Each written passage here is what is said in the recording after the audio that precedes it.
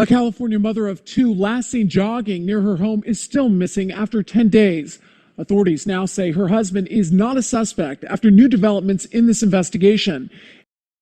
A case that captured headlines 5 years ago back in the spotlight tonight after federal authorities charged Sherri Papini with lying about being kidnapped and tortured. The Reading woman vanished back in 2016, setting off a frenzied 3-week search. CBS 32, Sherri Papini was sentenced for her kidnapping hoax back in 2016, 18 months in federal custody. Hello, everybody. This is Craig Stewart. Welcome to Stewing the Pot. And you heard the beginning intro in reference to Sherri Papini. You heard how she was kidnapped. You heard how she said it was a hoax. And you heard to where she is sentenced. Now, Sherri Papini is free today. This was a certain amount of years back. But I don't know if you have heard the recent things in the news is that now she claims it wasn't a hoax. And we're going to get some experiences of what she's telling people now. And the motivation from me listening in is that she's got a book. She's got a TV deal. I believe it's with Netflix in reference to. And if you watch the intro commercials to promote this special, it's like she's angry, like she's taking it. You didn't listen to me. You didn't believe me. And guess what? I was. And this is my story. And that's what this is based on. So what I'm requesting, we're going to connect on segments from the case, which even if you follow, these will be familiar to you.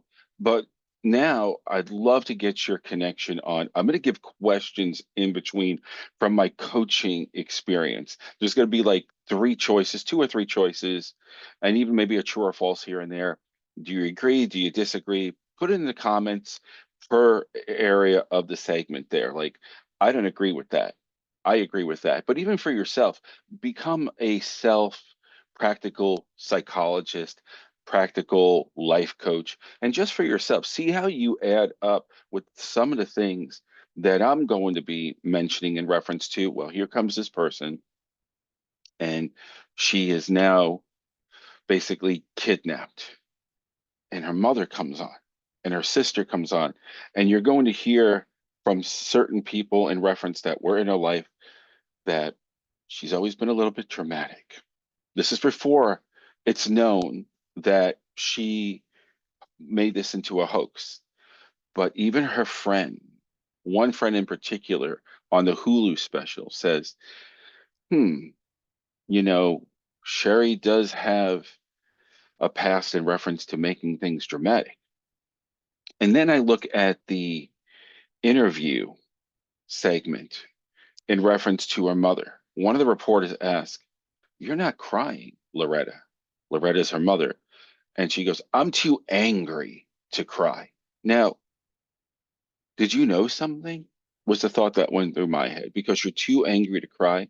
Your daughter's with a kidnapper. You don't know who this kidnapper is, but you're too angry to cry. Personally, they're not asking for ransom, but they have your daughter, or whom has your daughter. Wouldn't you be a little apprehensive of snapping on television to upset the kidnapper, to make them do something that you don't want to happen, and crying? You may not see your daughter again. So that's why I want to break this down. I want to get from your perspective, people acknowledge their feelings in many different ways, but we'll get to those as we go on and listen to segments and parts to put it all together to see if you have that same perspective that I do, or a different one, and even a better perspective than you probably may have had prior by the breakdown of this podcast episode in reference to Sherri Papini. Attention, not attention, PTSD. Let's find out. Coming right now. That went through our mind was she kidnapped? Was it sex trafficking? Because she's gorgeous. I mean, there were so many scenarios that were going through our head. I can't cry because I'm mad. I'm mad. I'm very mad that someone took our daughter. Okay, so you were able to hear some clips and you got some clip art there in reference to the best I can do because of copyright status there that what you think of Sherry's mom, right? I mean, here's one of the things that I thought. This is where in my work I kind of heard a red flag in watching the documentaries on Hulu and watching her physical behavior because from my training, 93% of communication is your body language, 7% is words. And the thought that went through my head was when the reporter had noticed her behavior, she came up, and obviously, like everybody, we want you back, Sherry, we want you back. Then what ends up happening is one of the reporters is looking at her, and they had the same thought I had in reference to, aren't you going to cry about this? Doesn't this overwhelm your emotions? And she turns to that reporter and says, in a very direct way. Now, we all handle grief differently, but she says, I'm angry. I don't have time to cry. Now, for me, and hopefully it doesn't happen to anyone I know, including myself, that I would be concerned with if the kidnapper is listening. Okay. I don't know what kind of mental status they're in. I don't know if they're going to take that approach from me in a way, oh, you're angry? Huh? Well, let me show you how angry I am and start doing something to your daughter. Or worse, you just, from my train of thought, you wouldn't want to provoke that person who has your daughter. So that made me wonder as well. And I took myself, before knowing the actual outcome that this was a kidnapping, and I was going through the assumption that maybe at that precise interview where they were out, all these people looking for Sherry, the mother included, then I start to wonder because you're going to notice as we go forward, Sherry, between the ages of 16 and 20, had a history, a pattern, if you will, of running away and being gone for the longest of time. So I'm wondering, is her anger displayed because of that? Is it there because here we go again? You have to be the center of attention. Now I'm pissed because you took me away from my time and now I'm in front of the media. How are you going to get out of this one, Sherry? And how is it going to reflect on me? This was just a thought I had in reference to the behavior and the energy and what's to come in the next audio clip from Sherry's sister and one of Sherry's friends. Listen to this.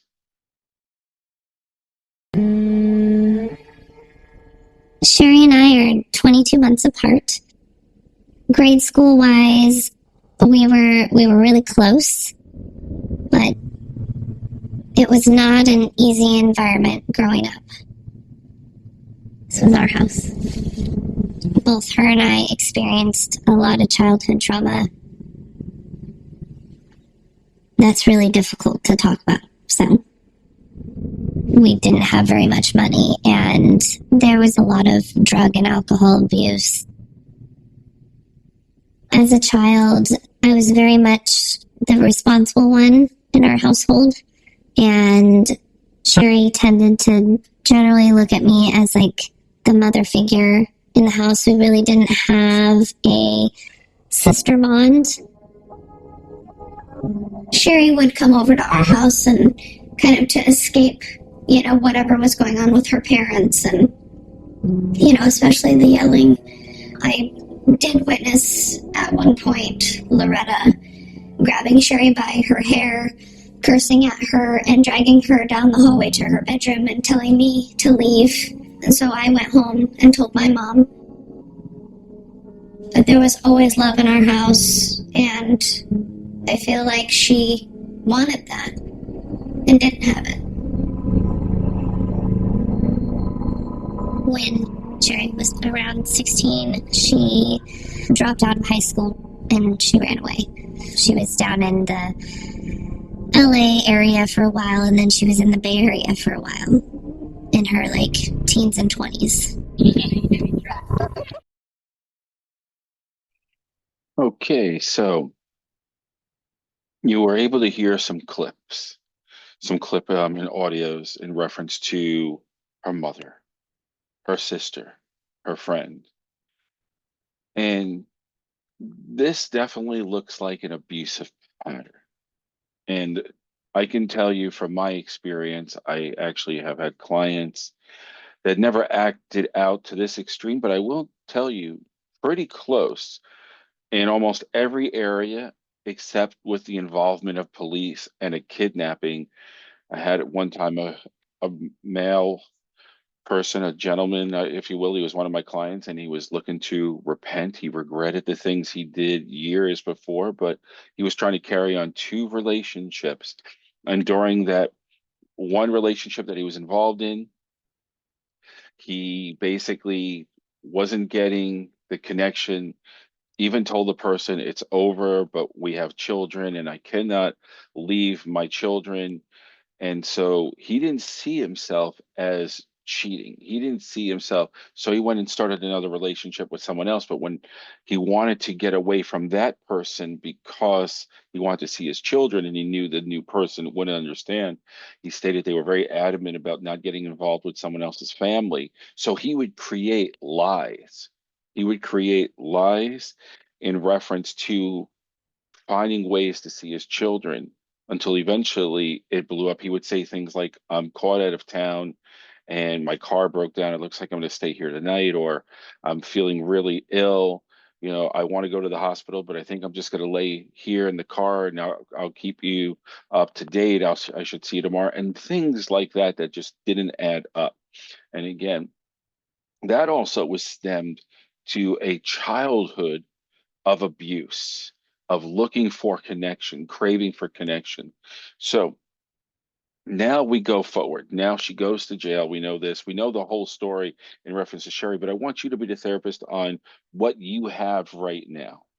Do you think all of these things that I showed you thus far play a fact in reference to this extreme measure of creating a kidnapping, creating a hoax, connecting with your ex-boyfriend, which is exactly where this goes next?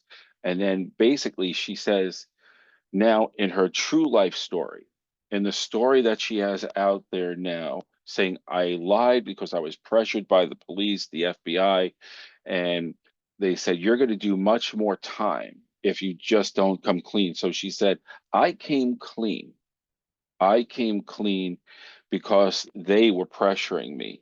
And but now I'm going to tell my story. And I want you to hear this clip of Sherri. I want you to see if you see the discrepancies in reference to her tone, how she seems to be one person one moment and then is a different person the next. But I want you to make the call. But before you do that, remember I said I want you to become the practical therapist here. So I'm going to put up here first some questions, and I want you to just play with it and put it in the comment box in what you think goes along with these answers in reference to the multiple choice questions I'm going to give, basically one or two. But if you have anything to add on, please put it in the comment box because I would really like to hear your perspective on what we have thus far, knowing what you know.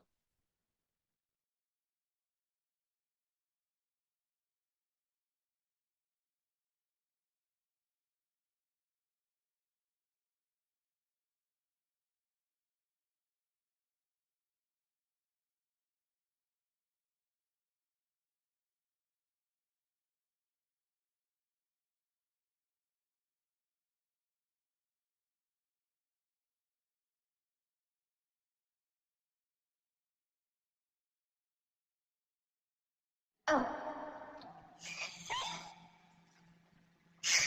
Oh my God. So the story that the world thinks they know is that I am a master manipulator who's fooled everyone. That's my magic wand. Sorry. I'm gonna do ridiculous things because some of this is ridiculous.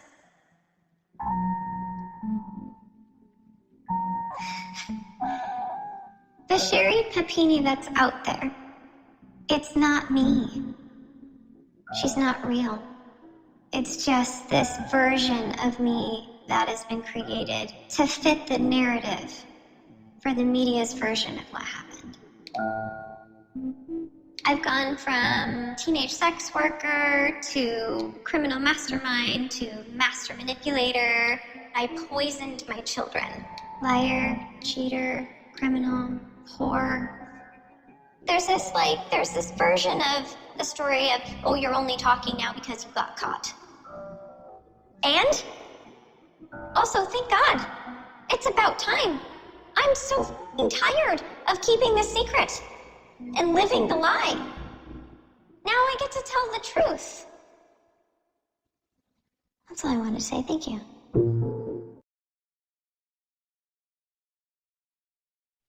All right. So that segment that you just heard was from her new special on the ID channel in reference to basically telling everybody that I had a different story, that, as I stated earlier, that I couldn't be the real me.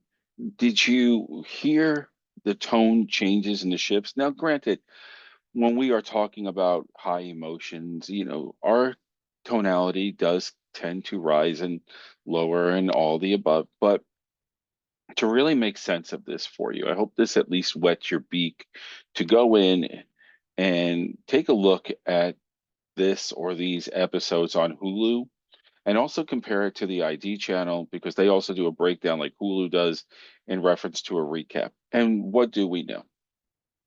We know that, again, she planned her kidnapping. She basically came up with something with her ex-boyfriend who is of Latino descent. The reason why that comes into play here is because she utilized that, and I'll get to that. So she ends up leaving her children in daycare, leaving with her ex-boyfriend. Most likely, the belief is premeditated, which it does sound like that to me. And so she basically goes away. Days are going by. Keith, her husband at the time, is being accused, which is normal. Neighbors are saying how they heard them fight and that we never liked him, or he's always this, or he's always that. And one person didn't really ever hear anything, but he goes, he just looked weird to me. It's interesting how that works, how one accusation where people can be your neighbor and happy could now tear you apart the next day. I've seen that in workplaces. I've seen that in social environments. And then when that person comes back into the circle, wow, what a great person. So I don't want to get off task. But so now he is being looked at. He has to try to clear himself, which he does in reference to a lie detector test and also where his whereabouts are. So now comes the hunt. Let's go try to find her. The mother, everybody's been interviewed, friends, family, sisters, and close relatives. And the mother, like I said, you heard me emphasize, her mother comes off very angry in reference to her approach, that I'm not crying because exactly that, I'm pissed off. So with no idea of possible repercussions, which put my first red flag up. And then following that, the people that knew her, her sister obviously said, we had one hell of a childhood. So, and Sherri has a history of running away before.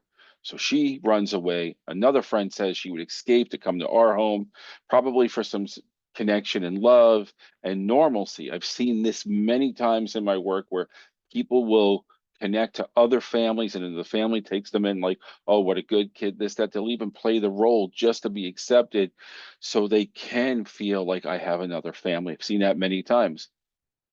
Moving forward, she makes a fake phone call with this trucker. He has no idea, this poor guy. We found her. And if you listen to the phone call, he makes a mistake on her name. He also makes a mistake in reference to, she said she left her boyfriend. And all of a sudden she goes, no, no. You could literally hear in the audio of the phone call, you wouldn't care if a person, to me, got it wrong, my name or whom I was with. as long as I can get out of a place where I was kidnapped. That was another red flag to me. So now I have those. So then they bring her in, and when you watch the series, there's an interviewing process. And during that interview process, she's so nonchalant, she's so comfortable in reference to making jokes, even sexual innuendos and flirting, as one FBI agent said.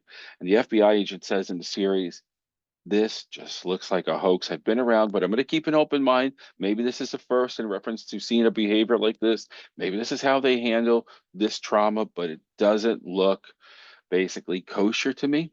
So moving forward, all the red flags are coming in. Nothing is adding up. So finally, she has to come clean.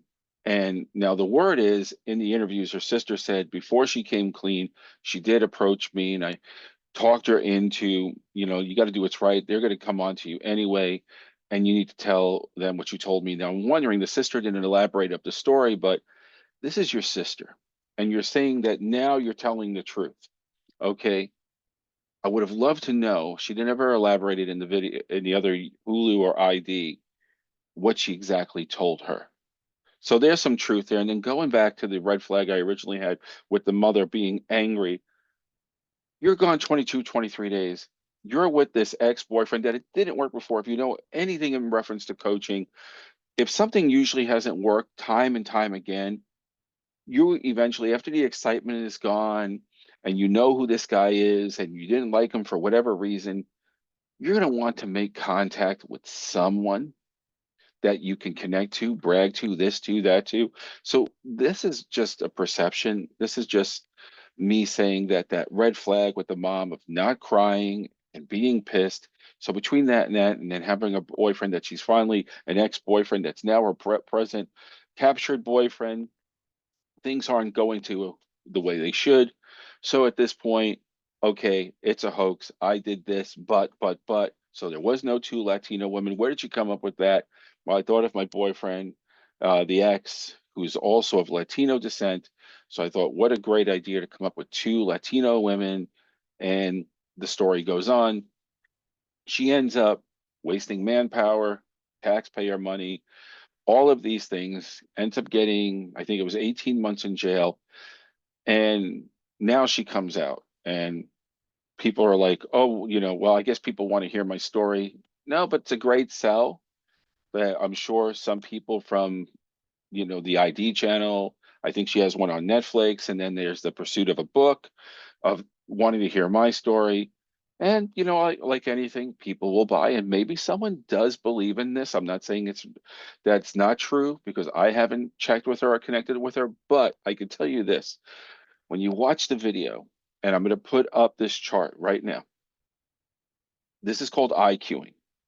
And if you watch the IQing of where eyes go in reference to memories, opposed to creating memories, to actual a history of memories, to an actual connection of audio memories, opposed to creating audio, to basically identifying to deep thought.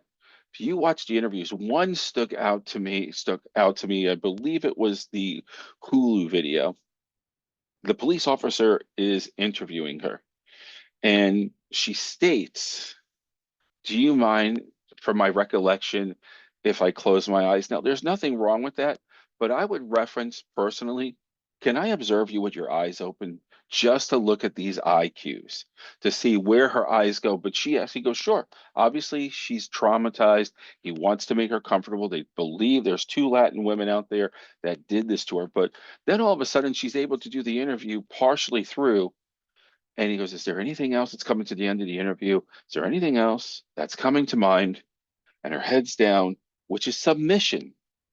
If you watch detective shows, interviewing shows, interrogations, they have good police officer, bad police officer. And when the one person comes in and says, this is what I got, I'm going to let you marinate for a moment.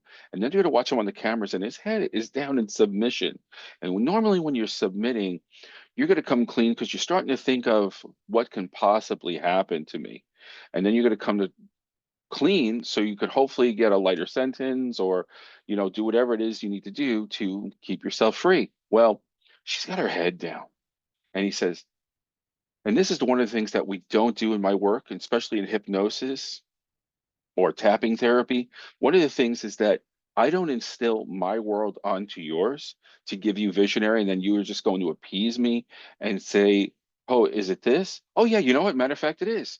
She did that. The officer said, "Do you recall if there was any music playing?" And she's like this, head down. Her eyes go up, and then she lifts her head. She goes, "There was this mariachi music playing." And it was a constant. She went into detail about it, but it was like light bulb. Thank you for that. That was a great thing for me. I can utilize this now because she was running out of a train of thought from what it looked like for me. I wasn't doing the interview, but there's a couple things I would love to have. Observation of her body language with certain questions, eye cueing to see where her eyes go, and EMDR, or some people call it, I do emotional tapping and hypnosis. These are some of the things I would have loved to utilize, or I wish that they brought in. Of course, they have their professionals. I'm just looking at it as an armchair myself. But these are some of the things that connected to me, that translated to me. So utilize this tool today, utilize these questions. I'd love to see in the comments what you wrote. I know they said there was going to be more, but I think you got the gist of what I said in reference to her eye cueing. Another one, micro expressions. Look that up. Where's her face? I don't know. Notice what they mean too, and how long she holds them, and where pauses are. All of these play a part in reference to those three questions, whether you essay them and write them out or just give quick one worders, but definitely put in the comments, because this is very interesting on how you and I can break this case down. So before I leave you, once again, I hope you enjoyed this video.